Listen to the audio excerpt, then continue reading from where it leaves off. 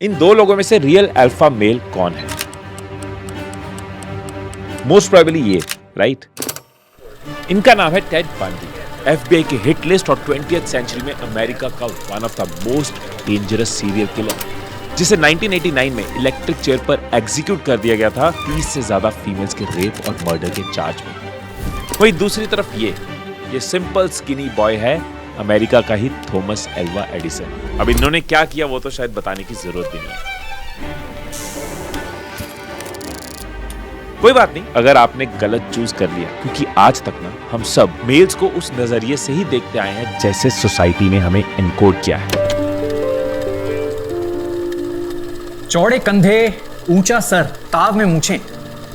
और जब कोई हमसे पूछे कैसे हो, ठीक हो, उदास लगते हो, तो बस हंस के टाल देते हैं। अरे हम मर्द हैं। ऐसे सवालों को मजाक में उछाल देते हैं। हैवी दाढ़ी, मस्कुलर बॉडी, राइट पोस्चर, भारी आवाज, वो बंदा जो विमेन को सेड्यूस करे, जो सोसाइटी का हीरो हो, जो ड्रिंक स्मोक करके भी फिट रहे, जिसकी लग्जरी लाइफ हो और जिसका अपनी दुनिया पर कंट्रोल हो, मतलब the real alpha male. But अगर सच में डैशिंग दाढ़ी और बॉडी रियल मेल की क्वालिटी है, तो Elon Musk, Mark Zuckerberg, Bill Gates या सचिन तेंदुलकर क्या होंगे?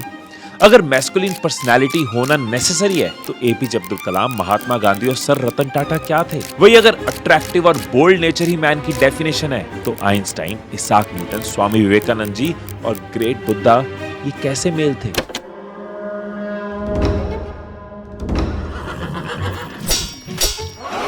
इवन अगर Japanese samurai culture, Chinese Confucianism, Hinduism, Greeks, Egyptian और हर कल्चरल ट्रेडिशन में जाके देखे ना, तो रियल मेल की डेफिनेशन और ज्यादा कॉम्प्लेक्स हो जाती है। उसकी बात हम करेंगे, लेकिन ओवरऑल आज तक हम में से किसी को भी किसी भी कल्चर, किसी बुक, किसी रिलीजन में एक आइडियल मैन की आइडियल डेफिनेशन पढ़ाई नहीं गई, सिवाय बुक ऑफ सोसाइटी के।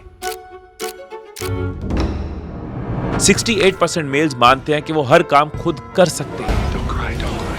58% सोचते हैं कि उन्हें हर हाल में इमोशनली स्ट्रांग होना पड़ेगा। वो जो कहते हैं ना, मर्द को दर्द नहीं होता। 74% सोचते हैं अट्रैक्टिवनेस के लिए उन्हें सिक्स पैक्स, एब्स बनाने जरूरी हैं। What's your favorite part of the day? Favorite part of the day Yeah. is when I'm in the gym. And at last 97% males को लगता है कि वो बैटमैन बन सकते हैं। यही है राइज ऑफ अल्फा कल्चर।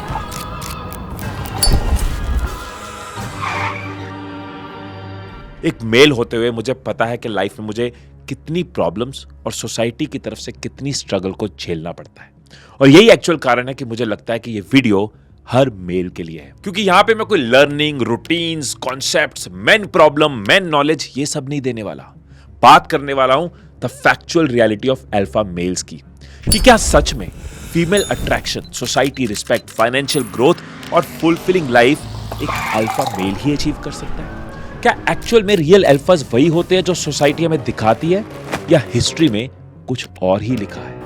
कौन सी है वो 7 मेल पर्सनालिटीज जो सोसाइटी ने बना रखी हैं, और एक्चुअल में क्या होती है आइडियल मैस्कुलिनिटी, या फिर यूं कहूं द आइडियल मैन?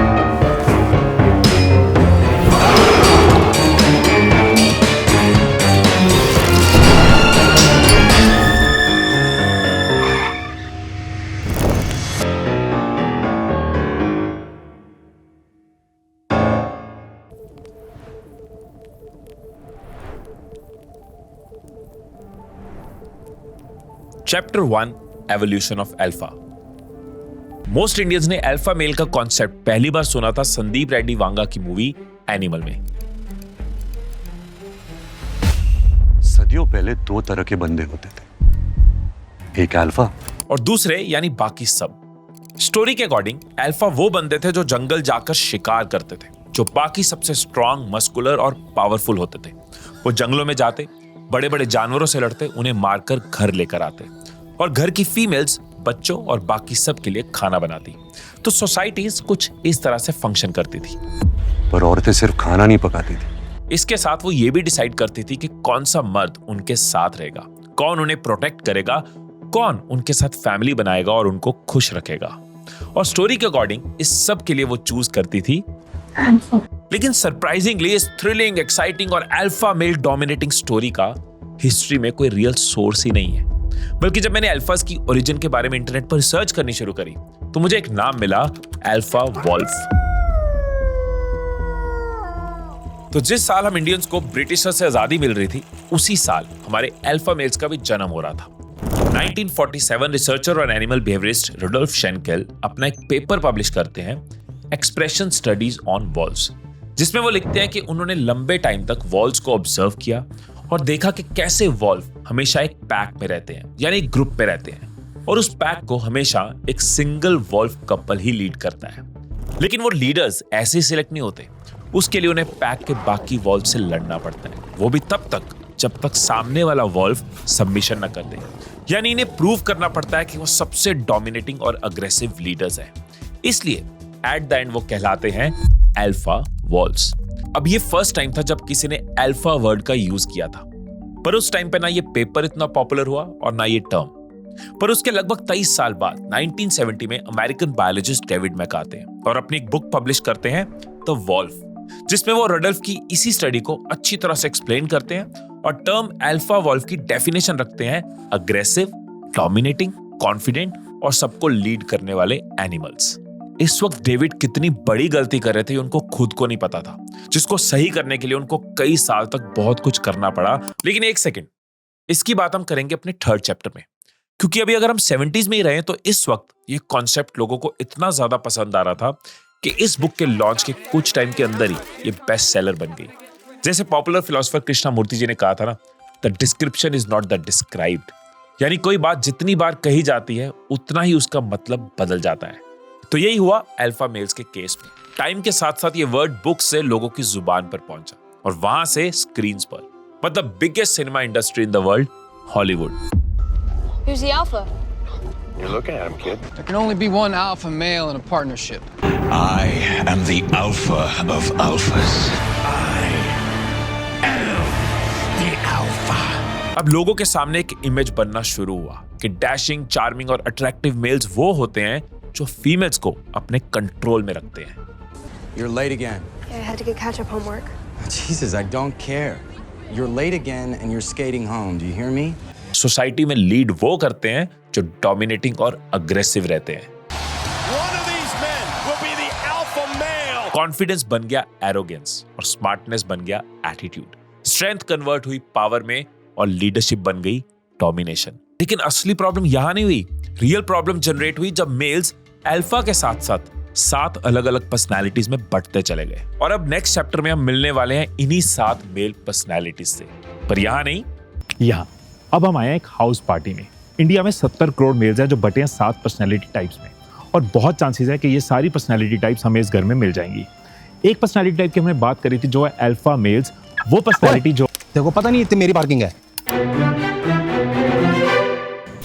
मुझे ना कहीं जगह नहीं मिली तो मैंने यहाँ लगा दी, आप देख लो ना कहीं और। अबे हटा ले इसने, वरना तेरे साथ साथ तेरी गाड़ी भी फोड़ दूंगा। अच्छा भैया हटा रहा हूँ। ओए कैमरा क्या ला रहा है, जा जाके अपना काम कर। ये है alpha male, aggressive, dominant and man with full control. इनके लिए किसी के आगे झुकना या माफी मांग लेना एक तरह की बेइज्जती जैसा होता है। लेकिन इनके जैसे एक और भी होते हैं जिनको किसी के आगे झुकने में कोई तकलीफ नहीं होती। इनफैक्ट कुछ नहीं होगा यार, मैं हूं ना, मैं कह तो रहा हूं। मैं खुद छोड़ के आऊंगा घर तक, क्यों इतना टेंशन ले रही हो? Beta males, kind, down to earth और सेल्फलेस, वो जो खुद से ज्यादा दूसरों को, अपने रिलेशंस को इंपॉर्टेंस देते हैं। लेकिन सरप्राइजिंगली सोसाइटी इनको वीक मेल कैटेगरी में रखती है, जस्ट बिकॉज ये डोमिनेंसी दिखाने की जगह लीनियंसी दिखाते हैं। और ऐसे ही चक दे फटे।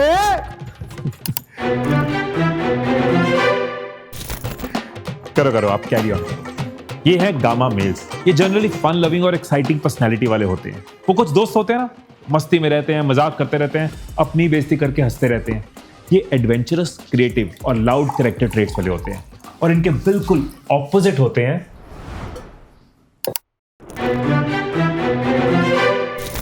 सर अब प्लीज मुझे मत लो, आपको आपकी अगली पर्सनालिटी बाहर मिल जाएगी। ये है ओमेगा मेल्स, एक तरह के स्किल्ड इंट्रोवर्ट्स। इनकी ना सिर्फ इमेज ही इंट्रोवर्ट्स वाली होती है, बट एक्चुअली में ये ग्रेट ऑब्जर्वर, सेल्फ थिंकर और इनर स्ट्रेटजी से भरे होते हैं। सोसाइटी कई बार इनको डब्बू, शाय या कमजोर क्लेम करती है, बट डीप डाउन इनकी जो पर्सनैलिटी होती है ना, वो स्मार्ट थिंकर या डीप थिंकर वाली होती है। इंट्रोवर्ट्स की बात करें तो इनके जैसे एक और भी होते हैं। कागारे मोरी इतनी अरज तो से चुन, इतनी अरज तो से चुन चुन खाई बंद कर इसे। कम से कम तेरी तरह पी के तमाशे तो नहीं करता।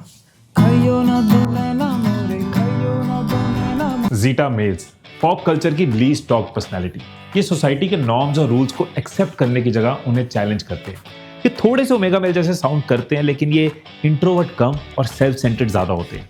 ये क्रिएटिव होते हैं, सेल्फ डिपेंडेंट होते हैं, थोड़े से रूड होते हैं और सोसाइटी से टक्कर लेने वाले होते हैं। Excuse me sir, sorry to interrupt. आप लोग शूट कर रहे थे तो सोचा आपको बता दूं कि अंदर लड़कों ने काफ़ी गंदगी कर रखी है। It's better for you to shoot outside. How sweet, thank you. ये है डेल्टा मेल्स, मतलब सोसाइटी का सबसे नॉर्मल मैन, रिस्पॉन्सिबल, काम, स्टेबल, वर्कफुल।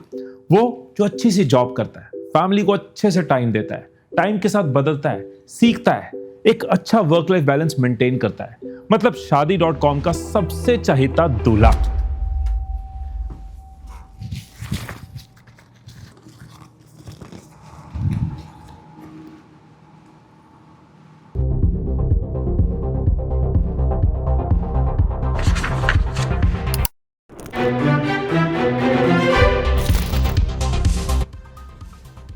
द लोन वॉल्फ, मतलब द सिग्मा मेल, जो जीटा या ओमेगा मेल की तरह इंट्रोवर्ट भी नहीं है और अल्फा मेल या गामा मेल की तरह अग्रेसिव या एक्साइटेड भी नहीं है। मॉडर्न सोसाइटी का मोस्ट पॉपुलर मैन, जिसको अंधेरों में अकेला रहना पसंद है, सेल्फ मेड गोल्स को फॉलो करना पसंद है, बिना किसी वैलिडेशन के अपने टारगेट्स को अचीव करना पसंद है। अब तक आपने खुद को किसी ना किसी कैटेगरी में डाल ही लिया होगा या फिर सोचा होगा काश मैं इस टाइप का होता। पर अगर मैं आपको बोलूं कि इनमें से कोई भी टाइप एग्जिस्ट ही नहीं करती, मतलब आप किसी भी कैटेगरी में फॉल ही नहीं करते। ये है द मैस्कुलिनिटी पैराडॉक्स, जहां मेल्स को ये तो बता दिया जाता है कि you need to be a real man, but ये कोई नहीं बताता how to be a real man. और इसी का जवाब आपको मिलेगा नेक्स्ट चैप्टर में।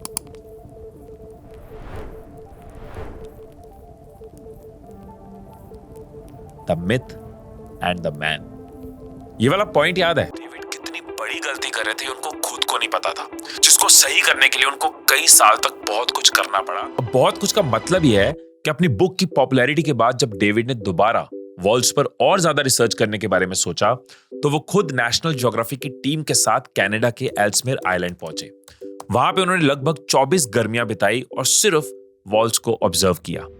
लेकिन इस पूरे टाइम के बीच उन्होंने देखा कि वॉल्स अग्रेसिव और अटैकिंग होने की जगह खुद ह्यूमन से ज्यादा फ्रेंडली और कनेक्टिव एक्ट कर रहे थे। ना सिर्फ कनेक्टिव बल्कि उनके साथ खेल रहे थे। उनको ये सब इतना सरप्राइजिंग लगा कि डेविड ने शेंकल की उस पुरानी स्टडी को लेकर दोबारा रिसर्च करी। और तब पता है क्या पता चला? कि वॉल्स की जो पहली रिसर्च थी वो उन स्पेसिफिक वॉल्स पर थी जो जू के छोटे छोटे पिंजरों में बंद थे और एक दूसरे को जानते नहीं थे। तो उनका इतना अग्रेसिव बिहेव करना और डोमिनेंसी के लिए लड़ना बहुत नॉर्मल था। इस सब के बाद डेविड ने एक फ्रेश पेपर पब्लिश किया जिसमें उन्होंने अपनी गलती और नई रिसर्च के बारे में लोगों को बताया कि वॉल्स रियल में अग्रेसिव नहीं होते बल्कि ह्यूमंस की तरह सोशल एनिमल्स होते हैं। इवन खुद विजुअल आर्टिस्ट ने ये क्लेम किया। The wolves are actually incredibly friendly, so we put the dots in sort of specific points on their face, so then later on our visual effects vendor can use the dots to track in CG wolf face and making them look neat. That means alpha wolf या alpha male जैसा actual में कुछ होता ही नहीं है। ये reality सबको बताने के लिए डेविड ने अपनी बेस्ट सेलिंग बुक की प्रिंटिंग और पब्लिशिंग तक रुकवाई। पर तब तक वर्ल्ड फेक अल्फा कॉन्सेप्ट की नई डेफिनेशंस ही नहीं बल्कि नई डायमेंशंस बना चुका था। वो मेल जिसे गुस्सा आने पर वो अग्रेसिव डिस्ट्रक्टिव मॉन्स्टर में कन्वर्ट हो जाता है। वो मेल जिसे दर्द तो होता है लेकिन उसे दर्द से कोई फर्क ही नहीं पड़ता। वो जो रिलेशनशिप में हो या ना हो लेकिन फीमेल्स को कंट्रोल करके रखता है। वो जिसे कोई दुख होने पर वो रोता नहीं बल्कि और स्ट्रांग बन जाता है। वो मेल जिसकी वैल्यू तब होगी जब वो अच्छा खासा पैसा कमाता होगा। ये सारी स्टेटमेंट सिर्फ मूवी रेफरेंसेस नहीं है बल्कि वो स्टीरियोटाइप्स है जिनको फंडामेंटली सच मान लिया गया है। बेशक मेल्स की फिजिकल मैच्योरिटी और एडेप्टेबिलिटी फीमेल के कंपैरिजन में बहुत अलग होती है। ज्यादा स्ट्रेंथ, मस्कुलर बॉडी टाइप और प्रैक्टिकल थिंकिंग, ये हर चीज मेल्स को एवोल्यूशनरी हायरार्की में मिला है। लाखों साल पहले क्या होता था? मेल्स के ब्रेन का मेन टारगेट होता था अपनी फैमिली को प्रेडेटर से प्रोटेक्ट करना, हंट करना। वही स्टोरी जो एनिमल का रणविजय सुनाता है। कौन उनको, उनके बच्चों को बाकी शिकारियों से, जंगली जानवरों से प्रोटेक्ट करेगा? लेकिन आज के टाइम पे ना कोई हंटर है, ना कोई ऐसा डेंजर है। ऐसे में मस्कुलर बॉडी बनाना, फैमिली की प्रोटेक्शन या पैसा कमाना बेशक मेल्स के लिए खराब नहीं है, सब सही है। पर इस चक्कर में इमोशनल साइड ऑफ मेल्स को नेगेटिव बताने लग जाना, ये गलत है। इवन अगर ब्रेन फंक्शंस की बात भी करें तो मेल्स और फीमेल्स दोनों के ही ब्रेन में सेम न्यूरोकेमिकल्स और सेम इमोशनल पार्ट्स होते हैं। फिर भी फीमेल्स सबकॉन्शियसली अपने ब्रेन का व्हाइट मैटर ज्यादा यूज करती हैं, जो सेंसेस और इमोशंस को कंट्रोल करता है, और वही मेल्स अपने ग्रे मैटर का यूज करते हैं, जो इंफॉर्मेशन और एक्शंस के लिए जाना जाता है। और इसका कारण सोसाइटी एनकोडिंग। 6 साल की एज में खेलता हुआ लड़का गिरता है तो क्या बोल दिया जाता है? लड़के नहीं रोते हैं। स्कूल में अगर किसी चीज पे गुस्सा आ गया तो आगे से सुनना, अगर तुम्हारी आंख से आंसू निकलता है तुम लड़की हो, लड़का नहीं हो। या फिर टाइम के साथ साथ ये सुनाई पड़ना कि तुम्हें तो घर की रिस्पॉन्सिबिलिटी उठानी चाहिए और तुम घर में दुब कर बैठे हो। मेहनत करके रोटी कमाता है, तेरी तरह मुफ्त की रोटियां नहीं तोड़ता। ऐसी हजारों बातें मिलकर बनाती हैं एक चौड़ी छाती, ऊंचा सर, लाउड आवाज और एक स्ट्रॉन्ग मर्द। मर क्या वो जिसके लिए लाइफ का मतलब रह जाता है सिर्फ एक अच्छा करियर, बड़ा घर, महंगी गाड़ी और बहुत सारा पैसा। वो जिसे हंसी, मजाक, लड़ाई, गुस्सा, लालच, लस्ट सब शेयर करना आता है, पर दुख शेयर करना नहीं आता। वो जिसके दोस्त, भाई, बहन, गर्लफ्रेंड, इवन स्ट्रेंजर्स तक फ्रेंड बन जाते हैं, पर पापा से रिलेशन अच्छा नहीं। वो जिसे बुखार, जुकाम, चोट, तकलीफ और किसी से लड़ाई पर भी दर्द नहीं होता, पर मेंटल थॉट से तकलीफ होती है। अमेरिकन साइकोलॉजी एसोसिएशन के अकॉर्डिंग जो मेल्स ऐसी सोसाइटी ड्रिवन और ट्रेडिशनल मैस्कुलिनिटी ट्रेट्स को फॉलो करते हैं ना, जैसे कि risk taking behaviour, dominancy, always winning mentality, खुद पर इमोशनल कंट्रोल रखना या सोशल स्टेटस को क्रेव करना, वो ultimately depression, stress, substance use और ऐसे कई साइकोलॉजिकल इश्यूज का विक्टिम बन जाते हैं। और शायद यही मेन रीजन है कि क्यों वर्ल्ड की ओवरऑल सुसाइड्स में 80% मेल्स हैं। मतलब फीमेल सुसाइड से 4 गुना ज्यादा, और इनमें से मैक्सिमम वो हैं जो एक टाइम पर मैस्कुलिन ट्रेट्स रखते थे। तो मेन क्वेश्चन ये है कि अगर ये सब फेक मैस्कुलिनिटी है तो रियल और आइडियल मैस्कुलिनिटी कैसी होती है? आज के टाइम पर कौन है वो मेल जो कंप्लीटली हैप्पी, सेटिस्फाइड और सबके लिए फुलफिलिंग है? बस यही हमारा last chapter, the ideal man. दुनिया में लगभग 10,000 रिलीजन्स हैं, जिनमें से आज तक अनअकाउंटेबल कल्चर्स, किंगडम, सोसाइटीज और बिलीवर निकले हैं, और सब में हमें देखने को मिलती है एक परफेक्ट मैन की एक यूनिक डेफिनेशन। ग्रीक्स एक ग्रेट सोल्ड मैन में बिलीव करते हैं, मतलब वो जो हेल्थ, वेल्थ, फ्रेंडशिप, ब्यूटी और लाइफ के हर एस्पेक्ट में आइडियल बन पाए। वहीं इजिप्शियंस उसे आइडियल कहते हैं जो सोसाइटी, कम्युनिटी और अपनी फैमिली को कंप्लीटली सर्व कर पाए। जापानीज समुराई कल्चर के अकॉर्डिंग एक रियल मैन वो है जो ऑनर, करेज और लॉयल्टी रखता हो। वहीं चाइनीज कन्फ्यूशनिज्म के हिसाब से मॉरल एथिक्स रखने वाला, इंटेलेक्चुअल और सोशली रिस्पॉन्सिबल बंदा एक आइडियल मैन होता है। खुद हिंदुइज्म में हमें पुरुषोत्तम राम और श्री कृष्णा जैसे बड़े नामों का जिक्र मिलता है, और बुद्धिस्ट मानते हैं जो ईगो से फ्री होकर अपने इनर पीस से सोसाइटी को शांत कर पाए, वो होता है एक परफेक्ट मैन। मतलब ओवरऑल ह्यूमन एवोल्यूशन में जैसे जैसे टाइम और कल्चर बदले, वैसे वैसे एक आइडियल मैन की डेफिनेशन बदलती चली गई। और आज के इस कलयुग या फिर मॉडर्न एरा में एक आइडियल पर्सन की रियल डेफिनेशन इन सबसे बहुत अलग है, जो एक्चुअल में किसी को पता ही नहीं है। ये है the 21st century concept of positive masculinity. Psychologist Kiselica and Carlson की स्टडी और अमेरिकन साइकोलॉजिकल एसोसिएशन के थ्रू पॉपुलराइज्ड एक मॉडर्न मैन आइडिया, जो उस पुराने ट्रेडिशनल मैस्कुलिनिटी के कॉन्सेप्ट की जगह ऑन गोइंग जनरेशन के अकॉर्डिंग वर्क करता है। इनफैक्ट ऑस्ट्रेलिया के one of the biggest mental health organisation Brighton Grammar and Origin ने इस पॉजिटिव मैस्कुलिनिटी का एक फ्रेमवर्क क्रिएट किया है, जिसके हिसाब से मॉडर्न मेल में ऐसे 5 कैरेक्टर ट्रेट्स होने चाहिए जो उसे सिर्फ एक मर्द नहीं बल्कि एक रियल मैन बनाते हैं। इसमें फर्स्ट है इमोशनल इंटेलिजेंस। हम सबने आईक्यू के बारे में तो सुना है, इंटेलिजेंस कोशेंट, लेकिन ईक्यू पर ध्यान ही नहीं दिया। ये हमारी पूरी लाइफ को बनाता है। इमोशनल कोशेंट यानी इमोशनल इंटेलिजेंस, वो ट्रेट जो फिल्म के हीरो में सबसे ज्यादा दिखाई देता है, लेकिन रियल लाइफ में सिर्फ 35% मेल्स में दिखाई पड़ता है। अपने खुद के इमोशंस और फीलिंग्स के साथ साथ अपने साथ कनेक्टेड लोगों के इमोशंस को समझना। रिसर्च बताती है कि हमारा वर्क और लाइफ में सक्सेसफुल होना 80% तक EQ पर डिपेंड करता है और सिर्फ 20% IQ पर। कारण, हम अपनी पूरी लाइफ डिसीजन से बनाते हैं और 90% डिसीजंस हमारे इमोशंस पर डिपेंड करते हैं। तो सोचो, जब एज अ मेल आप अपनी इमोशंस को ही दबा कर रखोगे तो इवेंचुअली आपकी इमोशनल इंटेलिजेंस वीक होगी। मतलब खुद को और औरों को लेकर कॉन्शियस डिसीजन सही ले नहीं पाओगे। लेकिन इस EQ को बिल्ड करने के लिए जरूरी है second positive masculinity trait, connective behaviour. Human development पर आज तक की सबसे लॉन्गेस्ट स्टडी के अकॉर्डिंग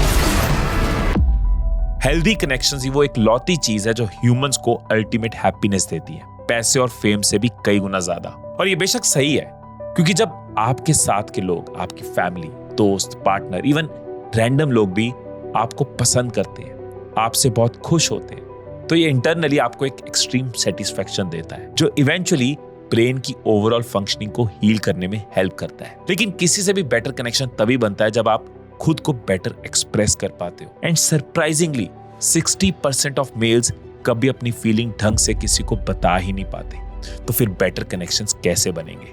इसका मेन रीजन है ट्रेडिशनल मैस्कुलिनिटी नॉर्म्स, कि अगर अपनी इमोशनल प्रॉब्लम किसी को बता दी तो लोग हमसे कनेक्ट नहीं होंगे।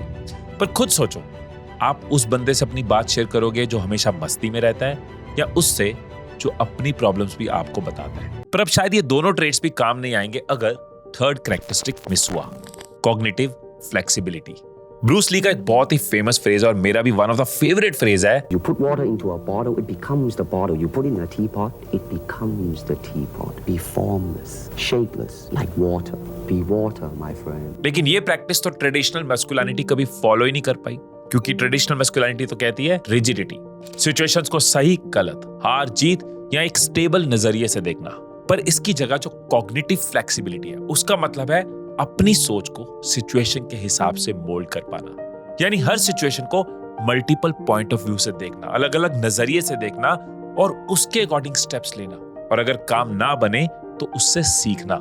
Just the way it was, brick for brick. दुनिया का कोई भी लीडर, एंटरप्रेन्योर या बिलियनियर उस पोजीशन तक सिर्फ इसलिए पहुंचा है क्योंकि वो टाइम के साथ बदला है, सिचुएशंस के हिसाब से चेंज हुआ है और जब जब जरूरत पड़ी है उसने सीखा है। अब बात करते हैं फोर्थ ट्रेट की, ह्यूमर विदाउट हार्म। आज के टाइम पे ह्यूमर का मतलब बन गया है दूसरे को नीचे गिरा के हंसाना, किसी को रोस्ट करके, किसी को इंसल्ट करके, दूसरों के ऊपर ऑफेंसिव जोक्स मारकर कूल बनने की कोशिश करना। बट रियल मैस्कुलिनिटी में ह्यूमर एक टूल है कनेक्शंस बनाने का, सिचुएशंस को लाइट करने का, लोगों को कंफर्टेबल फील कराने का। जैसे फैमिली में टेंशन है, उसमें हंसा दिया, कोई ऑकवर्ड मोमेंट है उसको हैंडल कर दिया, डिफिकल्ट कन्वर्सेशन चल रही है उसको इजी बनाने के लिए ह्यूमर का यूज किया। लेकिन जब ह्यूमर किसी को हर्ट करने के लिए यूज होता है ना, तो वो एक वीक मस्कुलिनिटी का साइन है, क्योंकि रियल कॉन्फिडेंस में ना आपको किसी और को नीचा दिखाने की जरूरत नहीं पड़ती। एंड लास्ट बट बहुत important point, genuine self worth. Traditional masculinity कहती है कि एक्सपेंसिव कार दिखाकर कॉन्फिडेंस दिखाओ, जिम की बॉडी फ्लेक्स करके डोमिनेंस जिताओ, या फिर किसी के सामने लाउड वॉइस में बोलकर अपना अल्फा प्रूव करो। ओ अंकल जी, थोड़ा दिमाग थोड़ी कीटिया विच है क्या? ऐसे बहुत से लोग हम सबको पसंद है जिनके पास लग्जरी लाइफस्टाइल नहीं भी था, या फिर डोमिनेटिंग पर्सनालिटी नहीं भी थी, या फिर कोई बहुत स्ट्रॉन्ग बॉडी नहीं भी थी, पर उनकी ऑथेंटिसिटी ने उनको हम सबका फेवरेट बना दिया। जिंदगी में यही कमाया, लॉन्डे हॉट बोलते। क्योंकि रियल कॉन्फिडेंस तब आता है जब आप खुद के साथ कंफर्टेबल होते हो, खुद को एक्सेप्ट कर लेते हो, अपनी स्ट्रेंथ्स को जानते हो, अपनी वीकनेस को इंप्रूव करते रहते हो और बिना किसी कंपैरिजन से अपने पाथ को फॉलो करते हो। जब ये सब आपकी पर्सनैलिटी में आने लग जाएगा ना, तब आप देखोगे कि लाइफ में एक्चुअल पीस और सेटिस्फेक्शन कैसी होती है। क्योंकि at the end real alpha वो नहीं जो दूसरों को डोमिनेट करे, रियल अल्फा वो है जो अपने आप को, अपनी इमोशंस को और अपनी लाइफ को मास्टर कर पाए। और वो जर्नी शुरू होती है मैस्कुलिनिटी की फेक डेफिनेशंस को रिजेक्ट करके पॉजिटिव मैस्कुलिनिटी को समझकर। इस वीडियो में आपकी टॉप लर्निंग्स क्या रही, नीचे कमेंट्स में जरूर बताना। मैं इसी तरह से आपके सफर में हम सफर बना रहूंगा, आपकी लाइफ में वैल्यू ऐड करने की कोशिश करता रहूंगा। फिर मिलेंगे अगली वीडियो में, तब तक खुश रहिए, खुशियां बांटते रहिए। I love you all.